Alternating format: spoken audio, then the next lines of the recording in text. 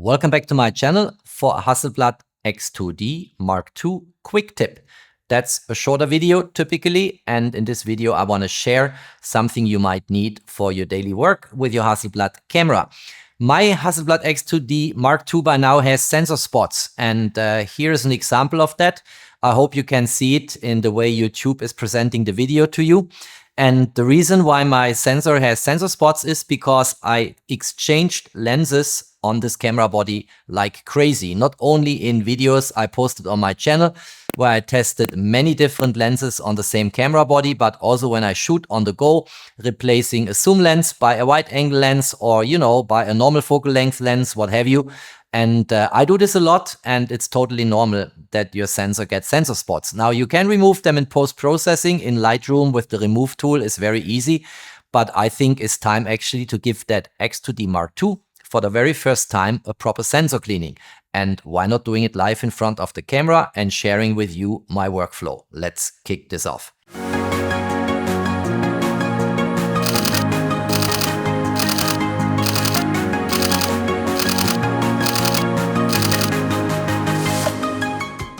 If you have not yet subscribed to my channel, please do so. Subscribe, hit the notification bell, support my work. Many thanks for that. All right, what do we need for sensor cleaning? First of all, the camera body, of course. We need here a cleaning tool. I use most of the time from Green Clean here, the wet and dry sensor cleaners. They are here for full frame size sensors, but that doesn't play a role. I will show you it works easy and like a charm also on a 44x33mm sensor. These tools here, they need to rest somewhere from time to time. And for this, I have a mug here or a cup. And that's basically all the ingredients you need for cleaning your sensor. The first step for cleaning the sensor in the Hasselblad X2D Mark II, of course, is to remove the lens. And we do that here. I just rotate it. It sits very firmly on the camera body. I showed this various times on the channel.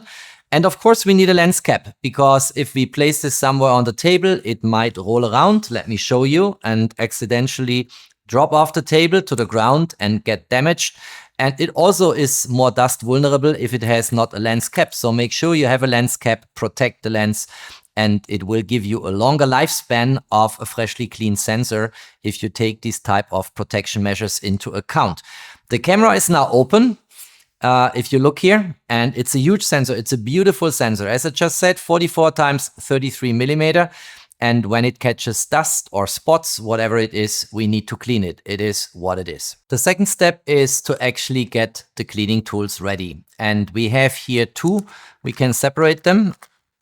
Simple like that is a perforated side here where we can take them apart and separate them.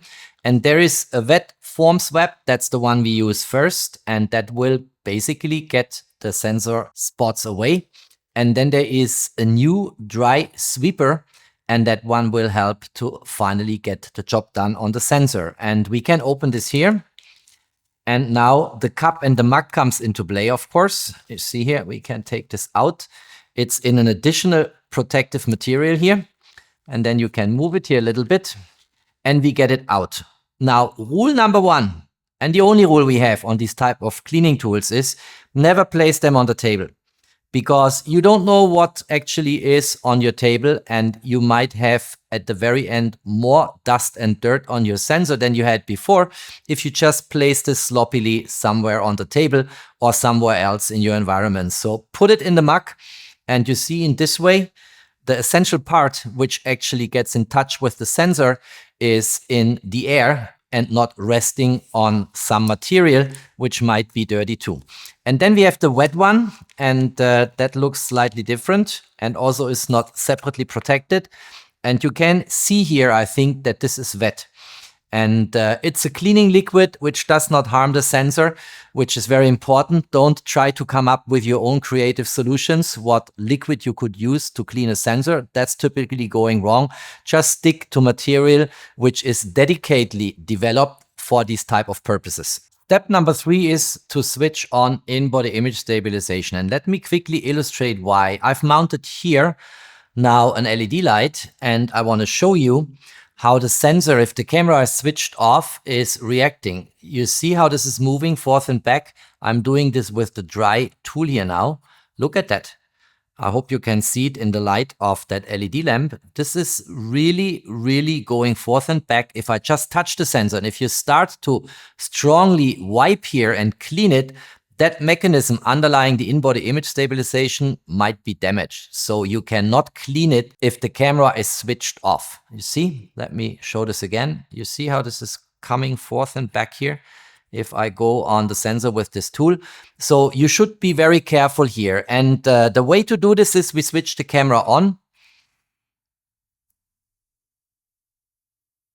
And if the camera is switched on, we go to stabilization and activate it. And watch at the difference now. It's no longer moving when I touch the sensor with my tool. Let me go here. You see this? Now it's stable. It's no longer moving forth and back. Now it's okay to wipe and to clean the sensor here. So you need to have the camera switched on. You need to have in-body image stabilization activated, and only then the sensor is not helplessly floating forth and back if you start to clean. And that is absolutely essential. You might otherwise damage the in-body image stabilization mechanism, which moves the sensor to compensate for small, tiny shakes and vibrations. Step number 4 is to place the camera solidly on the ground and start with the wet tool, which is in that mug or cup here, and start to clean the sensor. And you see the sensor gets wet. You can do this. You can take your time. This will not dry up very quickly. It's very hard for me now to do it from behind the camera, but I think you will get the point here. I try to get also into the corners. I don't want any spots to remain on that sensor. It makes a bit of a strange noise, but it is okay to do it. And you also see that the sensor is fixed, is sitting firm now, is no longer going forth and back in the way it did before when we had not switched on the camera and had not in-body image stabilization activated. So you can do this as long as you want.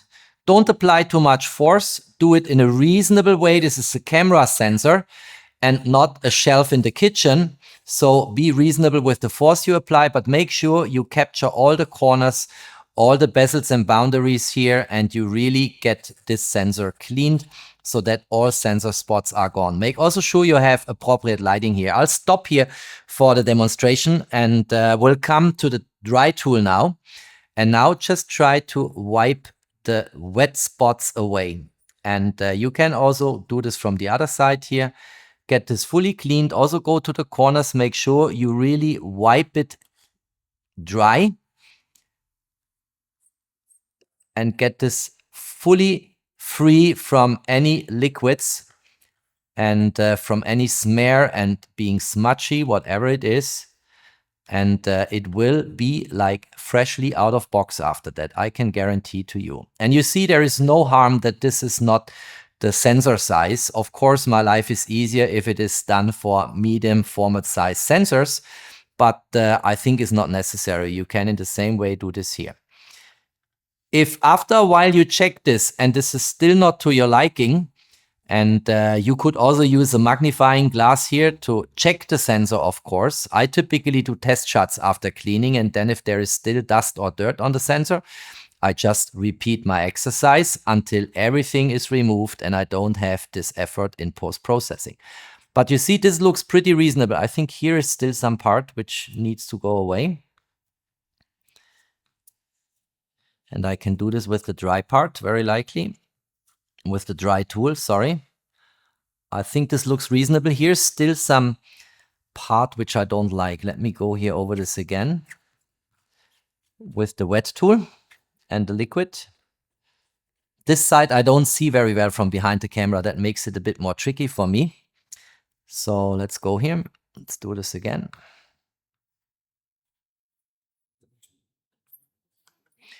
Just cleaning patiently. If the dry tool gets too wet, you can anytime take a second one and open this back again and take another one, because the purpose really is to get the sensor clean and not to spare the tools. I think this is reasonable. Here's still on the bezel a little bit of smear here, which I don't like.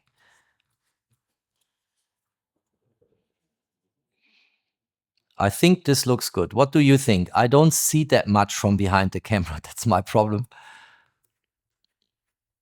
I will very likely go over it again after the video, but I think you get the point. The most important point is don't do it when the camera is switched off. Do it really if it is switched on, and use image stabilization to stabilize the sensor, that it is not going forth and back and you damage the in-body image stabilization. I think this looks reasonable. What do you think? I think now it looks good. Here I still see some part I don't like. Yeah, this is good. This is good. All right, I think we cleaned the sensor, and I will inspect it again after I concluded the video. But that's the way it works, and I hope you liked this little presentation. As I said, it's a quick tip, not a long video. If you take away that the camera needs to be switched on, in-body image stabilization needs to be activated, and then you have all means to clean the beautiful sensor.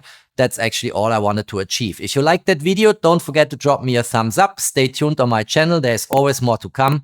Thanks for watching. Stay safe and healthy. And of course, peace out.